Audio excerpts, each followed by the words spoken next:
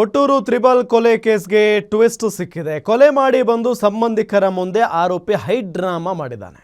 ತಂದೆಗೆ ಹುಷಾರಿಲ್ಲ ಅಂತ ಆಸ್ಪತ್ರೆಗೆ ಹೋಗಿದ್ದೇವೆ, ಎಲ್ಲರೂ ಧೈರ್ಯವಾಗಿರಿ ಅಂತ ಹೇಳಿದ್ದ ಆರೋಪಿ. ನೋಡಿ, ಕೊಟ್ಟೂರು ತ್ರಿಬಲ್ ಕೊಲೆ ಕೇಸ್ಗೆ ಟ್ವಿಸ್ಟ್ ಸಿಕ್ಕಿರೋದು. ಕೊಲೆ ಮಾಡಿ ಬಂದು ಸಂಬಂಧಿಕರ ಮುಂದೆ ಆರೋಪಿ ಹೈ ಡ್ರಾಮಾನೇ ಕ್ರಿಯೇಟ್ ಮಾಡಿದ್ದಾನೆ.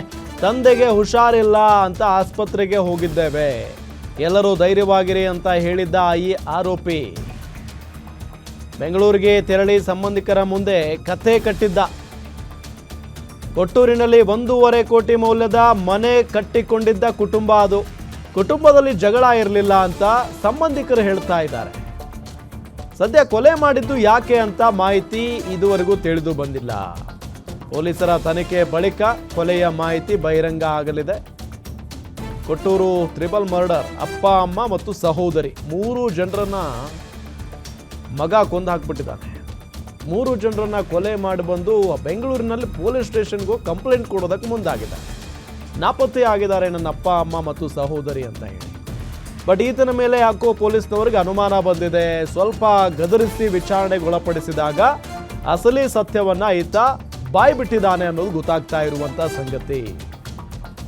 ಏನಾಗಿರ್ಬೋದು ಹಾಗಾದ್ರೆ? ಕುಟುಂಬದಲ್ಲಿ ಕಲಹ ಉಂಟಾಗಿದೆ ಅಥವಾ ತಂದೆ ಮಗನ ನಡುವೆ ಜಗಳ ಆಗಿರ್ಬೋದು ಅಂತ ಅನ್ಕೊಳ್ಬಹುದು. ಅಂದರೆ ಭಾಳ ಇಂಥ ಪ್ರಕರಣಗಳು ಬಂದಂಥ ಸಂದರ್ಭದಲ್ಲಿ ಆಸ್ತಿ ವಿಚಾರ ಅಂತ ಬಂದಿರುತ್ತೆ, ಕುಟುಂಬದಲ್ಲಿ ಭಾಳ ಜಗಳ ಇರುತ್ತೆ ಅಂತ ಬಂದಿರುತ್ತೆ.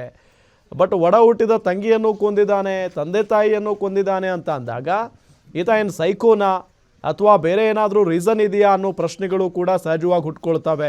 ಜೊತೆಗೆ ಏನು ಭಾಳ ಬಡತನದಲ್ಲಿದ್ದಾರಪ್ಪ ಅಂತ ಅಂದ್ಕೊಳ್ಳೋ ಹಂಗೂ ಇಲ್ಲ. 1.5 ಕೋಟಿ ರೂಪಾಯಿ ಮನೆ ಕಟ್ಟಿಸಿದ್ದಾರೆ ಅಂತ ಅಂದರೆ ಸೌಲಭ್ಯ ಇರುವಂಥ ಕುಟುಂಬನೇ, ಭಾಳ ಚೆನ್ನಾಗಿ ಬದುಕ್ತಾ ಇದ್ದಂಥ ಒಂದು ಕುಟುಂಬನೇ ಅಂತ ಹೇಳ್ಬೋದು.